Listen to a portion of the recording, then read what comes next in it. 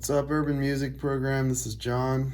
I'm going to show you how to get your new beat started on GarageBand. What I'd like to do is try to get you inspired to start making some original music using your phone.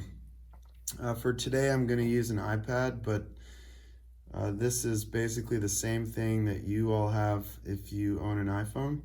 So let's get started. First of all, you just want to launch GarageBand by tapping that guitar icon, and then whatever the layout, you always look for this plus sign right here. So just tap that, and you'll get this menu right here. And these are kind of the instruments that you have at your disposal. They're like categories of instruments. Now, Boris and I always start with drums. So we don't start with drummer, we start with drums. And that's because drummer is a whole bunch of different loops that make beats for you, but we want you to make your own beats and eventually develop your own style that's going to be unique. So at the bottom, you can see there's 4 subcategories of drums, and we recommend that you start with acoustic drums. Now, within acoustic drums, there's even more choices, and unless you're going to make rock music, we usually say don't use these kind of rock drums. Go for this category over here on the left. It's called electronic. And then all of these are different types of drum machines, and this is how beats are made for hip-hop, techno, pop. Just about everything you hear on the radio or on YouTube now has beats that are made using drum machines that have been adapted for software. So let's just go to one that I like a lot, which is just basically this minimalist.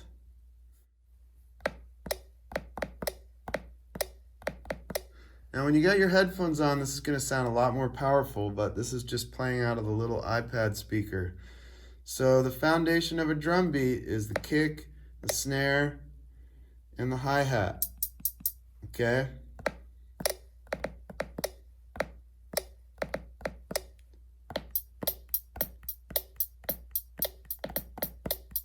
Okay, using those 3 sounds, you can make all kinds of different beats. In fact, you can make just about every beat that you hear.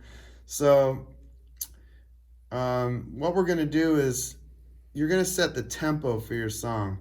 Now, this is where a lot of people go wrong when they're making their music.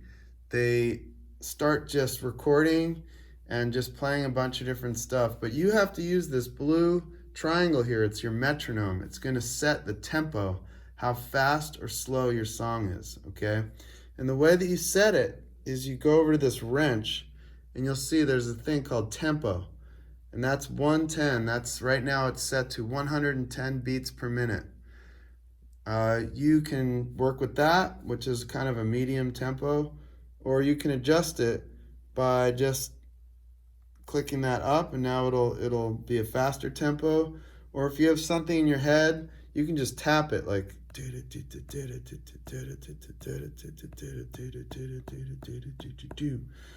oh, look at that. I just tapped out 122. So let's just say that's the tempo. And you'll hear this metronome play at 122. You're like, oh, that's too fast, man. Just go back over to this tempo button, and you can re-tap it. And I'll slow down. You can do it manually here as well. You can always change this too. Let's say you record a song at 110 because it's easier to do it a little more slowly. Once you've recorded everything, you could speed up the whole song to 400 beats per minute if you want. All right. Now real quick, I'm just going to play a beat. We're not going to get into too much detail on the beats, but that'll be for Boris's tutorial. But I'm just going to show you how to record a track, because there's 2 windows in GarageBand, but you can't see the other window until you actually record something. So this playhead right here is going to go across as you play or record. And you want to hit this back button right here to make sure that the playhead is all the way to the left before you start recording. So now that it's over here, I'm going to hit this red button, and that will allow me to record. And when it's recording, it'll just track across the screen until it gets to the end, and then it'll start over. If you keep recording after it loops around more than once, it'll start recording over itself. So don't record after it reaches the end. Just hit the stop button.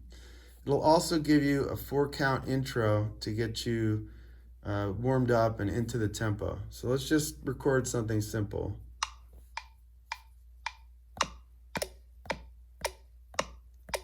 Now I'm trying to play with that metronome.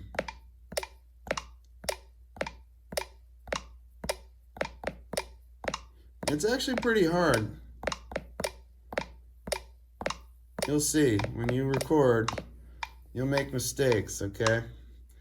And that's all right, because Boris is going to show you in his next tutorial how to fix that. Just do your best to play with that metronome.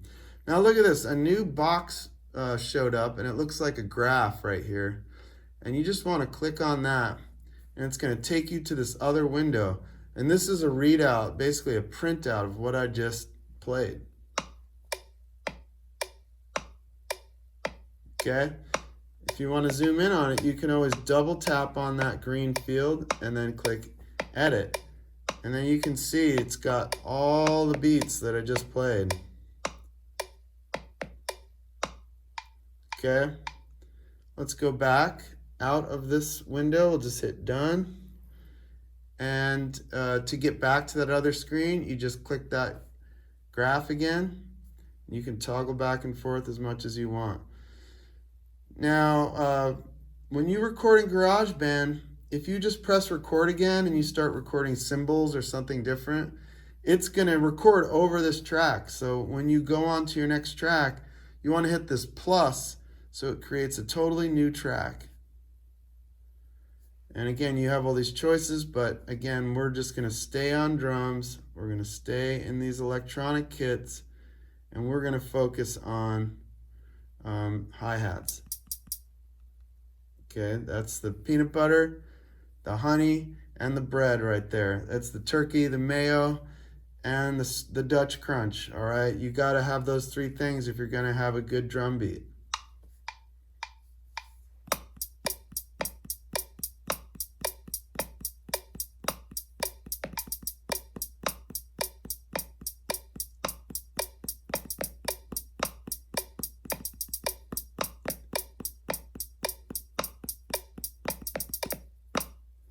All right. Once again, you can see this green band means that something was recorded. It happened. It's real. There you go. You got your hi-hats and you got your kicks and snares. If you slide this back and forth, you get access to volume for each track. And that's why it's so critical to record your instruments on separate tracks, okay? Right here is the volume of those hi-hats. That's too loud, you know? You can control that. If you record everything on one track, you lose all your control over the volumes. All right, that's all I'm going to do for today. Boris will show you in more detail how to actually make a really sick drum beat and then how to quantize it so that any mistakes you make will be easily fixed. All right, and also hit us up if you get stuck and you have any questions. You could always just hit us up through Google Classroom and we'll answer any questions you have. All right, y'all, get busy.